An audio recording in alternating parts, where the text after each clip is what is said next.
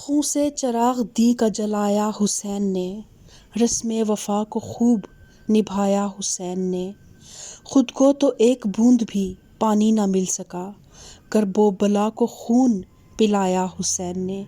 ایسے نماز کون پڑھے گا جہان میں، سجدہ کیا تو سر نہ اٹھایا حسین نے۔ نحمدہ و نصلی علی رسولہ الکریم، اما بعد، فاعوذ باللہ من الشیطان الرجیم، بسم اللہ الرحمن الرحیم۔ محرم الحرام کا مہینہ جو کہ اللہ نے اسے شہر اللہ قرار دیا، یعنی کہ یہ اللہ کے مہینوں میں سے ایک مہینہ ہے اور حرام مہینوں میں سے ایک مہینہ ہے، اور اس کی عظمت کا جو ہے وہ تعلق واقعہ کربلا سے بہت پہلے حضرت آدم علیہ السلام کی زمین پہ آنے، ان کی توبہ قبول ہونے، حضرت نوح علیہ السلام کی کشتی کا کوہ جودی پہ آ کے ٹکنے، اور حضرت موسیٰ علیہ السلام کو فرعون سے نجات ملنے، اور تاریخ کے بہت سے واقعات، اسلامی تاریخ کے بہت سے واقعات، تمام جو بڑے بڑے واقعات اسلام کی تاریخ میں رونما ہوئے وہ محرم الحرام کی 10 تاریخ کو ہی رونما ہوئے، اور قیامت کے متعلق بھی یہی حدیث ہے کہ قیامت جس دن آئے گی اس دن محرم کی 10 تاریخ ہوگی۔ تو یہ دن بذات خود جو ہے اپنے اندر بہت ایک گہرائی لیے ہوئے ہے، اور خصوصاً پھر ہمارے لیے اس دن کی اہمیت، ان دنوں کی، محرم کے مہینے کی، اور خصوصاً جب پہلا عشرہ ہے اس کی اہمیت بہت زیادہ ہو جاتی ہے ہمارے اہل بیت کی قربانیوں کو لے کے، اہل بیت کے ساتھ جو کربلا میں ان کے ساتھ جو ظلم اور ستم کے پہاڑ توڑے گئے۔ تو بعض اوقات دل جو ہے خون کے آنسو روتا ہے، اس بات پر بھی روتا ہے کہ نبی کریم صلی اللہ علیہ وآلہ وسلم کے وہ خوبصورت شہزادے جن کو وہ اپنے کندھوں پہ سوار کیا کرتے تھے، اور جن کے ہونٹوں پر وہ بوسے دیا کرتے تھے، ان کو، جن کے متعلق نبی کریم صلی اللہ علیہ وآلہ وسلم نے فرمایا کہ حسین مجھ سے ہیں اور میں حسین سے ہوں، اللہ اس سے محبت رکھے جو حسین سے محبت رکھتا ہے۔ تو دل خون کے آنسو کیوں روتا ہے کہ ہم نے اپنے پیارے محبوب سرکار دو عالم صلی اللہ علیہ وآلہ وسلم کے اہل بیت جو ہیں ان کی محبت کو بھی ہم نے تقسیم کر دیا ہے۔ آج اگر زمین کا کوئی ایک چھوٹا سا ٹکڑا ہونا اور کہا جائے کہ یہ جو چاہے وہ لے لے، تو ہر انسان، ہر فرقہ کسی امتیاز کے بغیر جو ہے نا اس ٹکڑے کو حاصل کرنے کے لیے اپنے اپنے دعوے کرے گا، اور اپنی اپنی جو ہے وہ لے کے آئے گا سارے ثبوت کہ میں اس کا زیادہ اہل اور زیادہ حقدار ہوں۔ لیکن بڑے افسوس کے ساتھ کہنا پڑتا ہے کہ ہم نے اہل بیت کی محبت کو تقسیم کر دیا ہے، اور یہ اہل بیت کی جو محبت ہے یہ تمام مسلمانوں کی یکساں میراث ہے، اور اس اہل بیت کی محبت کے ساتھ ہی ہماری آخرت میں ہماری بخشش کا دار و مدار ہے، کیونکہ اللہ تعالیٰ سے رسول اللہ صلی اللہ علیہ وسلم نے ارشاد فرمایا، اپنے دعا کی کہ اے اللہ میں اس حسین سے محبت کرتا ہوں، تو بھی حسین سے محبت فرما۔ اور پھر آپ صلی اللہ علیہ وسلم نے فرمایا کہ بے شک حسن اور حسین اس دنیا میں میرے 2 پھول ہیں۔ تو وہ امام حسین جن کو نبی کریم صلی اللہ علیہ وسلم نے اپنے کندھوں پہ سوار کیا، حالات یہ تھے کہ اگر آپ نماز پڑھ رہے ہوتے تھے، جو اللہ تعالیٰ کی عبادت آپ صلی اللہ علیہ وسلم کی سب سے پہلی پرائیورٹی ہوتی تھی، ساری رات آپ قیام کرتے تھے، یہاں تک کہ آپ کے قدم مبارک جو تھے وہ ان پہ ورم آ جاتا تھا، ان پہ سوجن آ جاتی تھی۔ تو صحابہ کرام جب آپ سے پوچھتے کہ اللہ کے رسول آپ تو اللہ تعالیٰ کے محبوب ہیں، تو آپ کیوں اتنی عبادت کرتے ہیں، ساری رات آپ کی پشت جو ہے وہ بستر سے جدا رہتی ہے، تو آپ صلی اللہ علیہ وسلم نے فرمایا کہ میں اللہ کا شکر گزار بندہ نہ بنوں، اور وہ اللہ کی محبت تھی جو آپ کو نرم اور گرم بستر سے دور رکھتی تھی۔ تو اسی رب کی عبادت جب آپ کر رہے ہوتے اور اگر دوران عبادت حسن و حسین جو ہیں وہ اگر آپ کے کندھوں پہ آ کے سوار ہو جاتے، جب آپ سجدے میں ہوتے تو آپ اپنا سجدہ طویل کر دیتے اور اس وقت تک سجدے سے سر نہ اٹھاتے جب تک کہ حسن و حسین جو ہیں وہ آپ کی پشت پر سوار رہتے۔ اور اسی طرح ایک مرتبہ آپ صلی اللہ علیہ وسلم خطبہ ارشاد فرما رہے تھے تو دیکھا کہ حسنین کریمین جو ہیں وہ دونوں لڑکھڑاتے چھوٹے سے تھے، وہ دونوں جو ہیں وہ ننھے قدم رکھتے جو ہیں وہ مسجد کی طرف آ رہے ہیں۔ تو آپ صلی اللہ علیہ وسلم نے اسی وقت، اگر وہ کسی کو بھی کہہ سکتے تھے کہ وہ بچوں کو اٹھا کے مجھے دے دو، لیکن آپ نے وہیں پہ اپنا خطبہ چھوڑا اور آپ لپکتے ہوئے گئے اور ان بچوں کو اٹھا کے اپنے پاس لے آئے۔ یہاں سے ہمیں یہ پتہ چلتا ہے کہ آپ صلی اللہ علیہ وسلم کو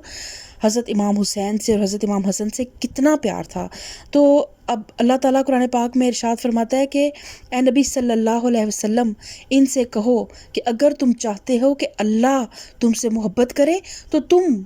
میری پیروی کرو، تو پھر اللہ تم سے محبت کرے گا۔ تو آپ صلی اللہ علیہ وسلم کی پیروی میں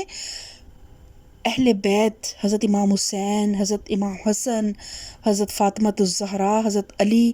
یہ سب جو ہیں وہ اہل بیت ہیں، اور آپ صلی اللہ علیہ وسلم کی ازواج مطہرات، یہ سب جو ہیں ان کے لیے ایک جتنا پیار، محبت، ادب، احترام ہونا بہت ضروری ہے۔ اور پھر خصوصاً آپ صلی اللہ علیہ وآلہ وسلم کی ایک حدیث، مطلب اس سے روایت یہ ہے کہ آپ صلی اللہ علیہ وآلہ وسلم نے حضرت علی کو، حضرت فاطمہ الزہرا کو، حضرت حسن کو، حضرت حسین رضی اللہ تعالیٰ عنہ کو اپنے ساتھ ایک چادر میں لیا تھا اور آپ نے فرمایا تھا کہ یہ میرے اہل بیت ہیں۔ مفہوم حدیث اس طرح ہے۔ تو ان کا جو رتبہ ہے نا، ان کے رتبے کے ساتھ کسی کا مقابلہ نہیں ہے۔ تو آج افسوس اس بات کا ہوتا ہے کہ اہل سنت نے یہ محبت جو ہے شاید اہل تشیع کو بڑے آرام سے دے دی ہے، یا شاید اہل تشیع نے یہ سمجھ لیا ہے کہ یہ محبت صرف انہی کی میراث ہے، لیکن نہیں، یہ محبت تمام امت مسلمہ کی میراث ہے۔ حضرت امام حسین نے 10ویں محرم کو کس مقصد کے لیے اپنا سر کٹایا؟ آپ دیکھیں کہ سب سے پہلے نا آپ محرم الحرام کے مقصد کو سمجھیں کہ وہ کربلا کا جو واقعہ ہوا تھا وہ کیوں ہوا تھا۔ صرف اس لیے ہوا تھا کہ ہم بس نوحے پڑھ لیں اور ہم صرف جو ہے وہ ماتم کر لیں اور گریہ زاری کر لیں، اور اس کے بعد 10 دن کے لیے ان کی اتنی عظیم الشان قربانی کو ہم 10 دن ایک سیاہ لباس پہنیں اور کچھ رسمیں اور کچھ رواج کریں اور کچھ دین میں بدعات کریں، اپنے پاس سے کوئی نئی نئی چیزیں ایجاد کریں اور ہم سمجھیں کہ ہم نے محرم الحرام کا حق ادا کر دیا ہے۔ تو محرم جو ہے وہ سفید لباس کو سیاہ لباس میں تبدیل کرنے کا نام نہیں، بلکہ وہ سیاہ کردار کو سفید کردار میں تبدیل کرنے کا نام ہے۔ تو محرم کی آپ عظمت کو سمجھیں، محرم الحرام کے مقصد کو سمجھیں، اور حضرت امام حسین رضی اللہ تعالیٰ عنہ کی شہادت کے مقصد کو سمجھیں اور اس کی قدر کریں اور اس کو زندہ رکھنے کی کوشش کریں۔ یہ 10 دنوں کا کام نہیں ہے، یہ ہماری پوری زندگی پہ محیط ہے۔ یہ پریکٹس جو ہم نے کرنی ہے، 10 دن صرف سینہ پیٹ کر، چہرہ پیٹ کر اور گانوں کی طرز پہ نوحے پڑھ کر اور الٹی سیدھی رسمیں کر کے آپ کیا سمجھتے ہیں کہ ہم نے حق ادا کر دیا؟ حق تو اس طرح ہی ادا ہوگا جب ہم ان کے اس مشن کو زندہ رکھیں گے۔ انہوں نے باطل کے آگے سر نہیں جھکایا، انہوں نے جھوٹ کے آگے سر نہیں جھکایا، اور انہوں نے سچائی کے لیے، کلمہ طیب لا الہ الا اللہ محمد رسول اللہ کی سر بلندی کے لیے اپنا سر کٹا دیا۔ حضرت امام حسین رضی اللہ تعالیٰ عنہ نے فرمایا کہ میں موت سے ڈرنے والا نہیں ہوں، عزت کی راہ میں حق کو زندہ کرنا میرے لیے آسان ہے، عزت کی راہ میں مرنا جاویدانی زندگی ہے، اور ذلت کے ساتھ زندہ رہنا ایسی موت ہے جس کے ساتھ حیات نہیں ہے۔ کیا مجھے موت سے ڈراتے ہو؟ کیا تم میرے قتل سے زیادہ کچھ اور بھی کر سکتے ہو؟ خدا کی راہ میں شہادت مبارک ہے۔ تم میری عظمت کو نہیں ختم کر سکتے اور میری عزت اور شرافت کو بھی نہیں مٹا سکتے۔ اور آج کتنی صدیاں گزرنے کے بعد بھی نہ امام حسین رضی اللہ تعالیٰ عنہ کی عظمت کو کوئی ختم کر سکا اور نہ ان کی شرافت کو کوئی چیلنج کر سکا، اور وہ دلوں پہ راج کرتے ہیں۔ یزید کی جو حکمرانی تھی وہ تو کچھ سالوں کی تھی نا، اور وہ بعد میں آج کوئی اس کا نام بھی لینے والا نہیں ہے، بلکہ ہر کوئی جو ہے اس پہ قیامت تک لان تان کرتا رہے گا، لیکن میرے نبی صلی اللہ علیہ وسلم کے نواسے حضرت امام علیہ السلام کی شہادت، ان کا رتبہ قیامت تک وہ لوگوں کے دلوں کے تخت پہ راج کریں گے۔ تو آپ دیکھیں کہ حضرت امام حسین کی زندگی کا جو آخری عمل تھا وہ کیا تھا؟ وہ سجدہ تھا۔ تو آج ہم بدعات میں پڑے ہوئے ہیں، ہم سارا دن صبح سے لے کے رات تک ادھر جلوس نکال رہے ہیں، ادھر جلوس نکال رہے ہیں، نئی نئی حرکتیں کر رہے ہیں جو نہ دین سے ثابت ہیں، نہ ان جو اہل بیت کے جو باقی بچ جانے والے ان کے اہل خانہ تھے، انہوں نے بھی وہ حرکات نہیں کی جو آج ہم دین کے نام پہ کر رہے ہیں اور ان کی محبت کے نام پہ کر رہے ہیں۔ اور ان سب کو کرنے کے دوران بعض اوقات ہماری نمازیں، ہمیں کوئی پتہ نہیں ہوتا کہ نماز ہماری ادا ہوئی یا قضا ہوئی، ہمیں لگ رہا ہوتا ہے کہ ہم نے کچھ رسموں کو نا عبادت بنا لیا ہے، لیکن رسمیں کچھ اور ہوتی ہیں اور عبادتیں کچھ اور ہوتی ہیں۔ اور ففروا الی ربی، اپنے رب کی طرف دوڑو، اپنے چہرہ، اپنا رخ اپنے رب کی طرف کرو۔ اپنی زندگی کا مقصد یہ بنائیں، جو بھی کر رہے ہیں سب سے پہلے دیکھیں کہ وہ چیز قرآن سے ثابت ہے، حدیث سے ثابت ہے، اور میرے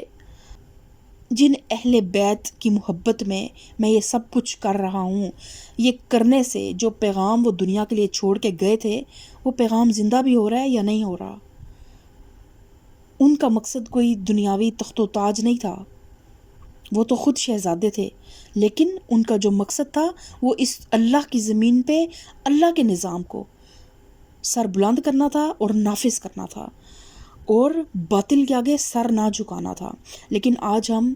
ہر وہ کام کر رہے ہیں جو حق کے خلاف ہے، ہم برملا حق کو چھپاتے ہیں۔ جیسے بنی اسرائیل تھے نا، وہ اپنی تمام عدالتوں تک میں انہوں نے اور اپنے علماء تک میں ایک خرابی پھیل چکی تھی، نا انصافی کی اور بے ایمانی کی۔ یہ تمام نا انصافیوں کی اور بے ایمانیوں کی عادتیں آج مسلمانوں میں بدرجہ عتم پائی جا رہی ہیں۔ مسلمان آج اس دور کے بنی اسرائیل سے قطعاً مختلف نہیں ہیں جو نبی کریم صلی اللہ علیہ وسلم کے دور میں پائے جاتے تھے۔ تو خدا را ان فرقوں سے نکلیں، ان رسم و رواج سے نکلیں۔ میں اہل سنت سے بھی کہوں گی کہ ان کے اندر جو بدعات ہیں ان کو بھی چھوڑیں اور ایک ہو جائیں۔ اگر اہل بیت سے محبت کرنے سے کوئی مجھے اہل تشیع کرتا ہے تو پھر میں کہوں گی میں سب سے پہلے اہل تشیع ہوں، کہ اگر ان سے محبت کرنے سے مجھے یہ ٹائٹل ملے گا، اور اگر صحابہ کرام سے محبت کرنے سے مجھے یہ ٹائٹل ملے گا کہ میں اہل سنت ہوں، تو پھر مجھ سے زیادہ محبت کرنے والا کوئی ہے ہی نہیں۔ اور اسی طرح نبی کریم صلی اللہ علیہ وسلم کی احادیث اور سنت پہ عمل کرنے سے اگر کوئی مجھے وہابی کہتا ہے تو پھر میں سب سے پہلے وہابی ہوں۔ فرقوں کی جو اچھی چیزیں ہیں نا، بس ان کو لے لیں، اور جو بری چیزیں ہیں ان کو چھوڑ دیں، کیونکہ وہ ساری بری چیزیں زمانے کے تغیرات کے ساتھ، رسوم و رواج کے ساتھ ہمارے دین میں آ گئی ہیں، ان کا ہمارے دین کی اصل سے کوئی تعلق نہیں ہے۔ اپنی زندگی کے جو مقاصد ہیں نا، آپ ان کی طرف توجہ دیا کریں۔ ایک مقصد تھا جو یزید کا تھا، اور ایک مقصد تھا جو امام علی مقام کا تھا۔ بے شک دونوں لڑ رہے تھے، اور شاید سب کے ذہن میں یہی ہوگا کہ دونوں شاید کسی جاہ و جلال کے لیے، کسی حکمرانی کے لیے، کسی حکومت کے لیے لڑ رہے تھے، لیکن یزید کی جو خواہش تھی، یزید کی جو طلب تھی، وہ دنیا کا جاہ و جلال تھا، اور امام علی مقام کی جو طلب تھی، ان کی جو خواہش تھی، ان کی جو رضا تھی، ان کی زندگی کا جو مقصد تھا، وہ رب کی رضا تھی۔ تو ہمیشہ اپنی نیتیں، اپنے مقاصد، ان کی بیسز میں جا کے دیکھا کریں کہ ہم جو کر رہے ہیں نا، انسان کا دل سب سے بڑا مفتی ہے۔ اپنے دل سے پہلے آپ سب سے پہلے فتویٰ لیا کریں، آپ کا دل آپ کو فوراً بتائے گا کہ آپ جو کر رہے ہیں اس کے پیچھے آپ کی نیت کیا ہے، دنیا ہے یا اللہ کی رضا ہے، دنیا کی شہرت ہے، دنیا کی دولتیں ہیں، دنیا کی آسائشیں ہیں، دنیا کے مفادات ہیں، ساماناً قلیلاً ہیں، یا آخرت کی بلندیاں اور آخرت کی عظمتیں اور آخرت کی رفعتیں آپ کی مقاصد ہیں۔ یہ امام علی مقام ہمیں سکھا کر گئے کہ بلند مقاصد کے لیے اپنی زندگیوں کو وقف کریں۔ دیکھیں، ایک مقصد یزید کا تھا اور ایک مقصد امام علی مقام کا تھا۔ تو غرور ٹوٹ گیا کوئی مرتبہ نہ ملا، ستم کے بعد بھی کچھ حاصل جفا نہ ملا، سر حسین ملا ہے یزید کو لیکن شکست یہ ہے کہ پھر بھی جھکا ہوا نہ ملا۔ تو یہ ہماری زندگی کا مقصد ہونا چاہیے کہ حالات جو بھی ہو جائیں حالات، ہم کبھی بھی باطل کے آگے سر نہ جھکائیں، ہم کبھی بھی جھوٹ کے آگے سر نہ جھکائیں۔ اللہ تعالیٰ ہم سب کو اہل بیت سے محبت کرنے والا بنائے۔ میں اہل سنت سے بھی اور باقی جو بھی فرقے ہیں،